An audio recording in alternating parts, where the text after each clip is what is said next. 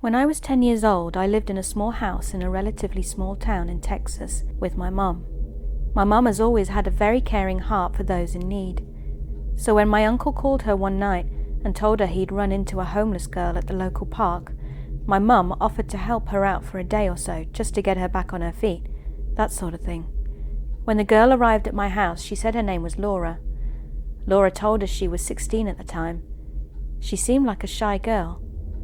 When my mother asked what she was doing out on the streets, Laura told us she had been kicked out of her home by her mum because her mum had accused her of sleeping with her boyfriend.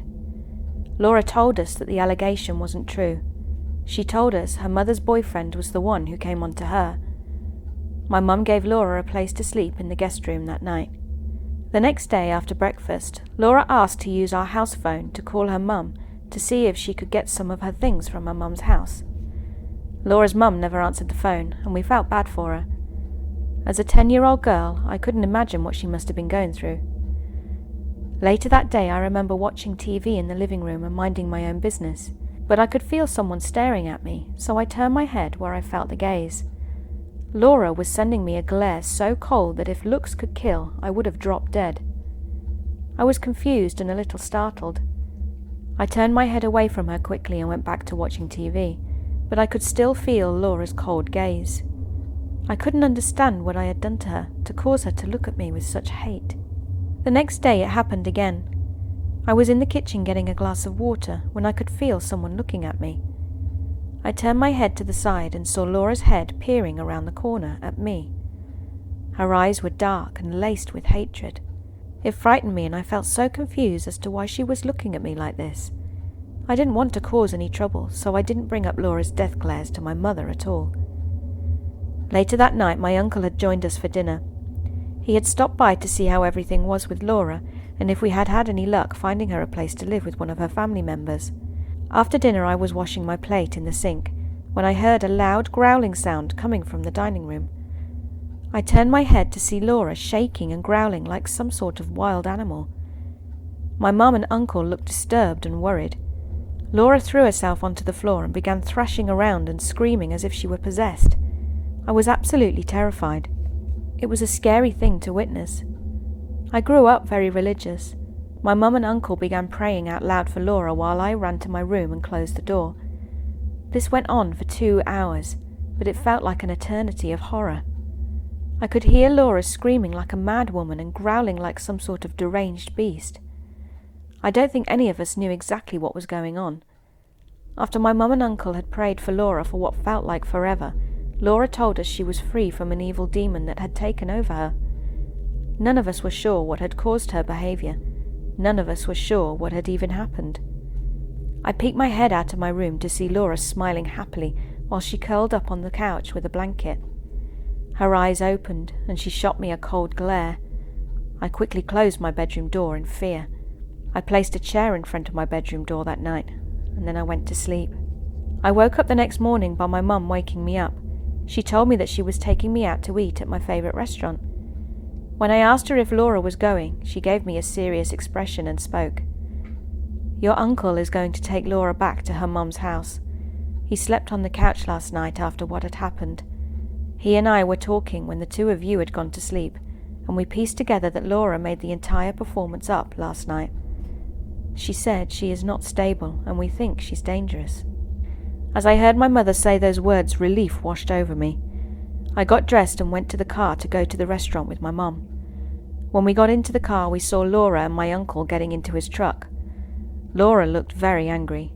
Her expression was of a child's when you don't give them what they want. She got into my uncle's car and they drove away.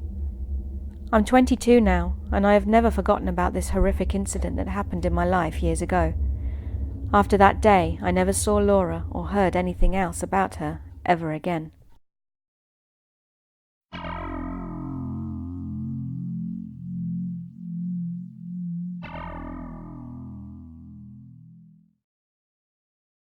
This occurred in 2009 when I was 22 years old and was leaving my home state of California to head east for my corrections job. I was driving down the loneliest highway portion of the route, and it was around 3 a.m. on a Sunday. They don't call it the loneliest highway for nothing. I hadn't seen another soul for at least half an hour. I was getting sleepy, but I wasn't tired enough to pull over and take a nap, when I saw a car that had broken down on the side of the highway. I slowed and saw a woman standing next to the car. I approached this woman with caution, rolling down my window just to slither. Something about her wasn't right.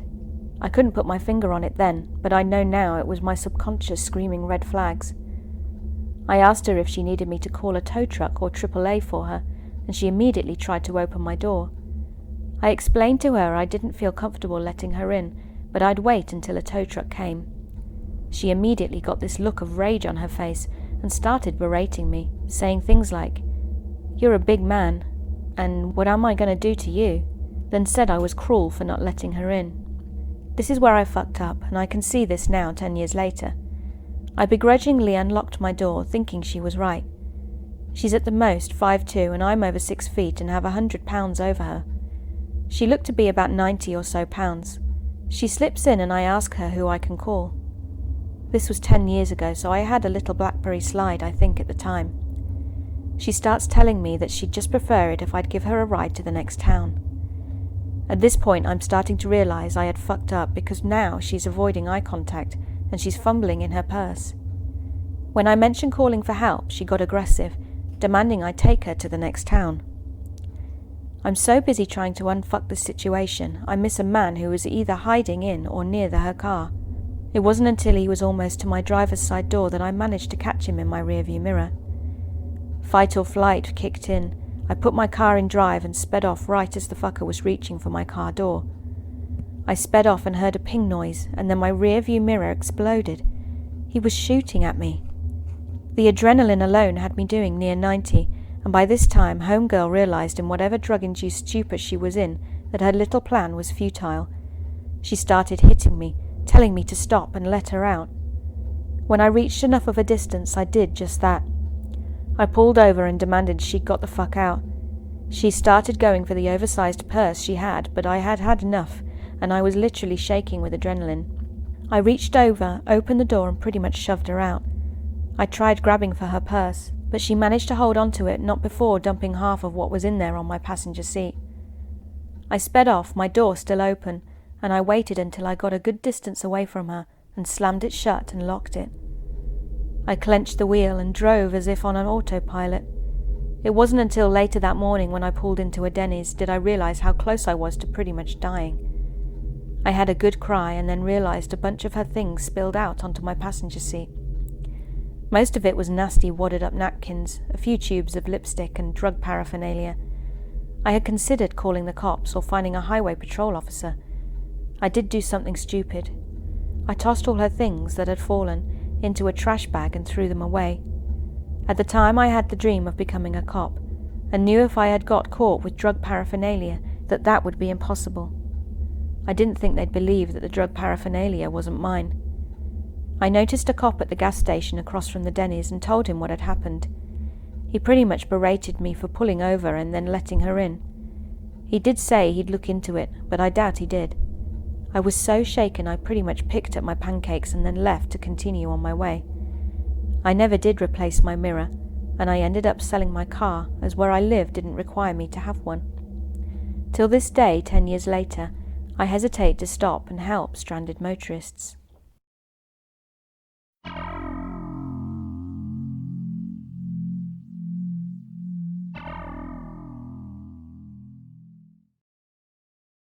A little background here.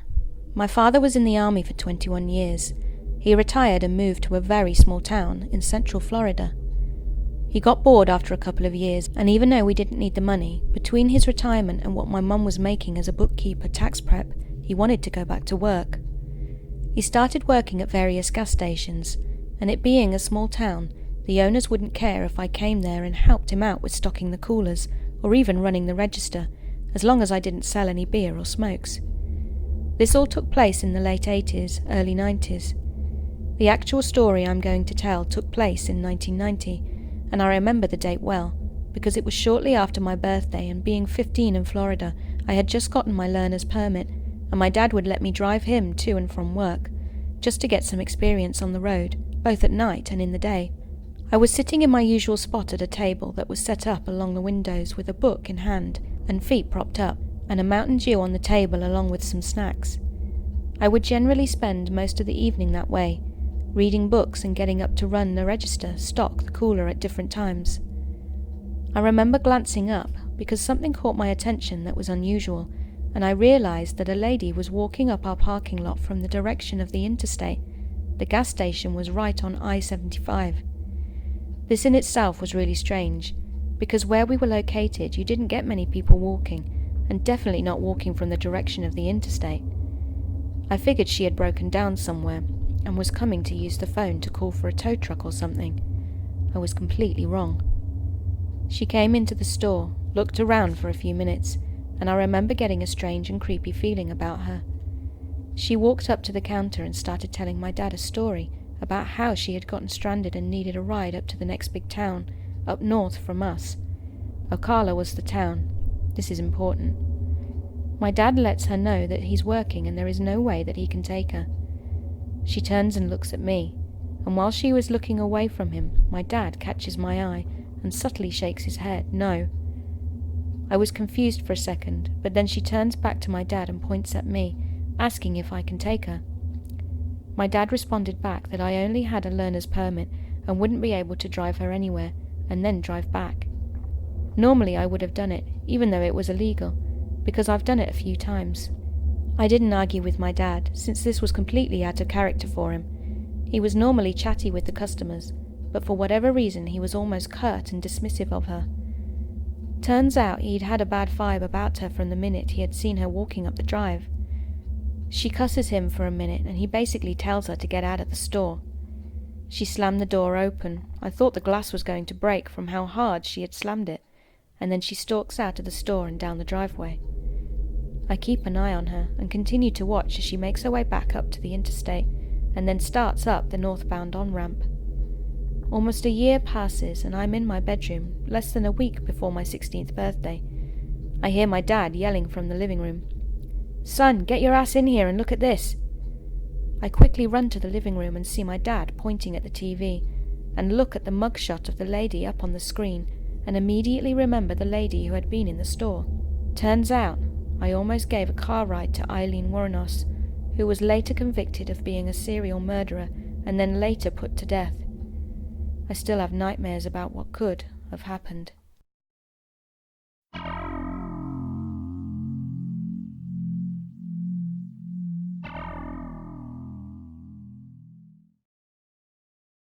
I've had a few stalkers in my life, and quite a few weird things happen, but none of those things bothered me as much as the following one does. It was during the 80s, and I was about 7 or 8. One day I answered the phone, and the man on the other end somehow pulled me into a conversation. I don't remember what we talked about, or why he said he was calling, but we talked about an hour. I don't remember anything creepy from the conversation, not that one anyway. Over the next year he must have called 6 or 7 times, and each time we talked a bit more. He usually let me talk, all I wanted, and I told him a lot of things. I don't really know why. Maybe because he was the only person who ever listened to me and didn't blame me for everything. He was always sympathetic and on my side. Home life wasn't that great. He also had this raspy voice that was slow and soft sounding. For about 5 years he would call for a few weeks at a time, every 3 or 4 months. Eventually he told me that he travelled a lot and was only in my area certain times of the year. He also said he worked with kids, but never told me doing what. Over those 5 years his questions got more personal and more sexual, but he had earned some kind of sick trust from me, and though I was reluctant, he eventually got me talking about sex. By the time I was 13, I knew our conversations were wrong, and I started avoiding the phone. I never answered if I could help it. Whenever he did catch me answering, he would make me feel bad for avoiding him, like I was his only friend or something. And sometimes I felt like he was my only friend too. Around that time he told me a story of a girl around my age that he had messed around with at a camp or something like it, how she'd asked him to touch her, somewhere. I felt very uncomfortable when he told me, but continued to be nice because I was a little afraid of making him mad. I don't know why, just my instincts, I guess. One day he called and told me he'd seen me that day walking home from school with my friends and described to me what I was wearing. I was thoroughly creeped out now and beyond scared. I don't know why I didn't tell my dad, who was a police officer, by the way. I guess I thought I'd get in trouble because of all the stuff I did tell the guy. Then he asked me to meet him at a Walmart parking lot near my house. I told him I would, but I had no intention of doing so. My phone rang so many times that night, but I wouldn't answer. When someone did answer, no one was there. I pretended like I didn't know anything about it. I stopped answering the phone altogether. I made scheduled times for my friends to call, and I never walked home alone. I never talked to him again. He still kept calling, though, many times. Up until I was 16. He would ask for me, and I'd say you'd have the wrong number and hang up. He would ask for me, and I'd say you'd have the wrong number. He would ask for me, and I'd say he'd have the wrong number and hang up, as soon as I heard his voice. But that's not the end of it. In 2005, when I was in college, I was about 30 at the time. I was driving home from class. I was flipping through the stations on the radio, and a voice caught my attention. I kept listening, and I was certain it was his voice. I was dumbfounded. It was a Christian station talk show, talking to a guest who was a youth pastor who travelled around. I know it was him. He even told some stories to the station that he had told me before. I listened the whole way home. I got home and turned it off and tried to forget about it. After a few days I thought I should contact the station, but my radio wasn't on that station anymore and I just couldn't figure out which one it was. In 2015 I was visiting my sister, who was 20 years older than me, and we got talking about it. I told her a little and she told me. He had talked to her too a few times, but she didn't know he'd ever talked to me. She didn't know who he was or how he got our number. I still wonder if he's out there still, preying on young, vulnerable girls.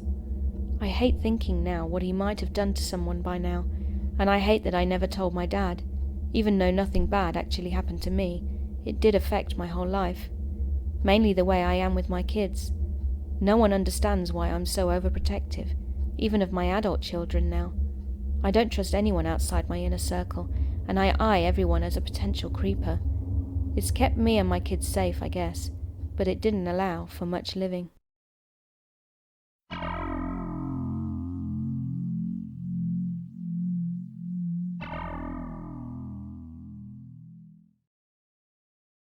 I'm not sure if this story counts, and I don't know if this story belongs here since I've never met those crackhead psychos, but I had been at the same place that it happened, though my dad, mom, and my sister did see them. Last year we were in Mexico in our second home. It was laundry day, which my sister and my mum were busy getting on with, and my dad and I were upstairs. He was in his and my mum's bedroom, either napping or on his phone talking with a friend, while I was in the bedroom I shared with my siblings, writing my fanfic. As my mum was bringing in the dry washing from the backyard into the living room, she expressed how she was looking forward to seeing the Oscars on the television that night. Suddenly, both my sister and my mum saw 3 people busting their way through the front gate of our property. There were 2 men and a woman, and they were armed with guns. Mum immediately locked the door while my sister dropped everything and grabbed our dog and cat. Then they rushed upstairs, Mum telling Dad to get his gun. He gets it and goes down. He has a handful of weapons. That's when I see my sister and my mum burst through my bedroom door and quickly shut it behind them. I was totally confused in that split second. I had no idea what was happening, but at the same time I knew something was wrong when I saw how scared my mum was. She leaned her back against the door, acting like a barricade, and my sister was crying. My sister let our pets go. Then she began to comfort our dog as she was barking and howling in distress. It felt like forever until my dad and 2 of his friends came to us and explained how he had scared off the would-be home invaders.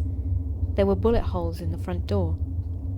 My parents explained to me and my sister that those people were crack addicts, and they were sent here by one of the neighbours to steal our valuable possessions, like our TVs, game consoles, and my dad's collection of weapons, in order to feed their addiction, but they attempted robbery on the wrong guy that day.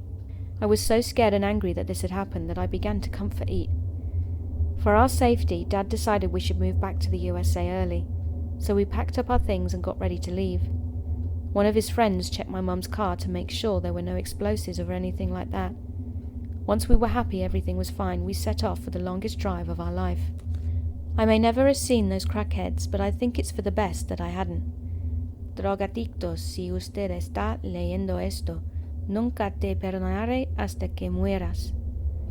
As for the traitor neighbor, maybe someday I'll share that story, but the short version was that this fucking traitor was shunned by the entire neighborhood, including even his own family. They don't look at him in the same way anymore.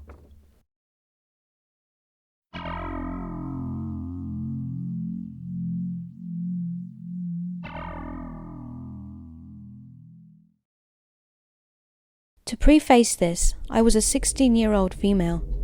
I'm quite petite and generally not intimidating. One day I went to an amusement park with my two friends who we'll call John and Lucas. John is 6'6" and Lucas is 6'1", and both built like fucking tanks. One of them actually ended up making it into the Marine Corps. Needless to say, my 5'1", 110-pound ass was well protected. We'd had a fun day at the park, and it was getting dark and most of the kids had gone home. We were on our way out when John and Lucas needed to use the restroom. The restrooms were those shitty little shacks, and this particular one the guys had chosen was in a desolated corner. I didn't need to go, so I waited outside. John and Lucas hadn't been gone for more than 30 seconds when this stench hit me. I heard footsteps and turned to see a tall, bulky man in a tattered hoodie. The smell was like a mix of severe body odour and urine. I figured he was homeless. I have a huge passion for working with the homeless population, so I smiled at him and tried to ignore the odour. "Hey girlie." I was turned off by that, but decided not to let that deter me. I was pretty naive at the time. "Hi, do you need anything?" I said. His eyes lit up, but not in a good way. He looked like a kid who'd just gotten a mischievous idea. "My car broke down. I live out of it and I don't have the money to pay for anything. Could you come and help me?" A few red flags came up with that. One, why wouldn't he ask one of the many security guards or employees right by the general parking lot? And two, most importantly, what the fuck was he doing in a parking lot that cost $20 to park and an amusement park that cost $45 to enter? I thought about offering him some money, but I was already pretty short on cash as it was. "Sorry sir, I don't know anything about cars." He then stepped way too close to me so that he was looming over me. He grabbed my arm, hard. It fucking hurt. I don't know why I didn't scream, but instead I just froze. I was like a deer in headlights, just staring at him in fear. Before he could do anything else, I heard the most beautiful thing ever. "What the fuck do you think you're doing?" It was John and Lucas. Lucas, who'd always been a bit temperamental and overprotective, stormed towards this guy. John backed him up, rising to full height. The guy immediately let go and backed up. "Hey guys, she was just offering to help me with my car." John and Lucas looked at me. All I could do was shake my head. Lucas grabbed the guy by the hoodie and pulled him close. "You lay a finger on her or anyone else, I'll find you and fucking gut you." I noticed that Lucas had pulled out one of his pocket knives. The dude seemed to notice too, so he turned and ran with his metaphorical tail between his legs. Lucas and John comforted me, reported it to security, got me back to the car and took me home. I told my mum about the situation and asked if they could stay over. She said yes. I didn't sleep much, but thanks to Lucas and John, I did sleep. I never found out if the guy showed his face again or got caught. Even so, creepy smelly perv, let's never meet again.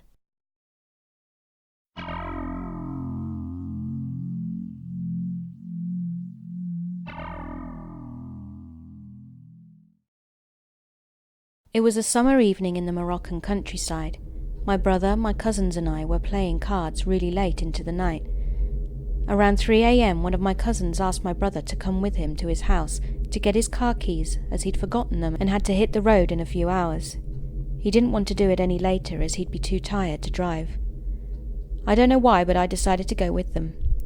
I held my big brother by the arm but didn't feel especially scared because I was with two grown men. My cousin, who was an idiot, decided to try to make us laugh by screaming, "Jinns, where are you? We call the jinns, we want to see you."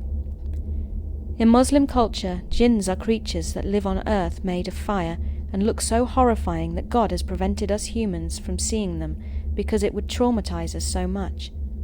However, they can see us and it's important for the believer to leave them alone, not to call them, and to purify the house that we live in order to not live among them, and to always distance ourselves from everything that could bring a direct contact with them. It is important to mention that in the Moroccan countryside, especially so late at night, it is very rare to see anyone out and about, especially in our little village, as there are only 10 inhabitants and we know all of them.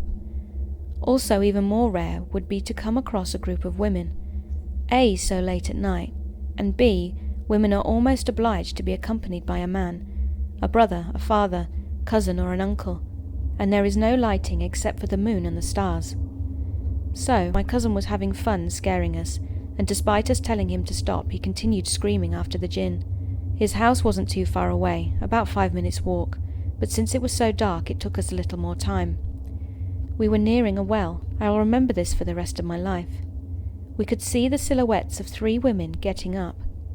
They were all wearing long black dresses and long black scarves on their faces that we didn't notice straight away. They started to walk in our direction. We were all totally frozen with fear and confusion. My brother then spoke up and greeted them. Salam alaikum, which in Arabic means hello and peace be upon you. They didn't answer and carried on their way until we lost sight of them. We gave up our mission of the keys and returned, panicked and reciting verses from the Quran. My father and my uncles told us that it was impossible for them to be village women because it was so late, and that in our village there is only a mother and a grandmother that have no business going to a well at 3 a.m. in the morning. My mother and aunt also informed us that in our village, when women do go out alone at night, it's usually because they're coming back from someone's house or a village festival or something.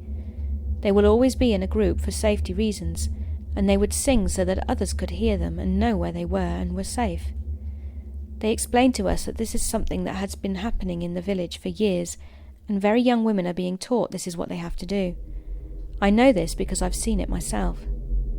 So with all this in mind, it was impossible it was women from the village, and our family said we must have been dreaming. There was 3 of us all seeing the same thing, so it couldn't have been a dream. My brother still remembers every detail. We were in our late teens back then. Today I'm 26, and I thank God I have never crossed paths with them ever again.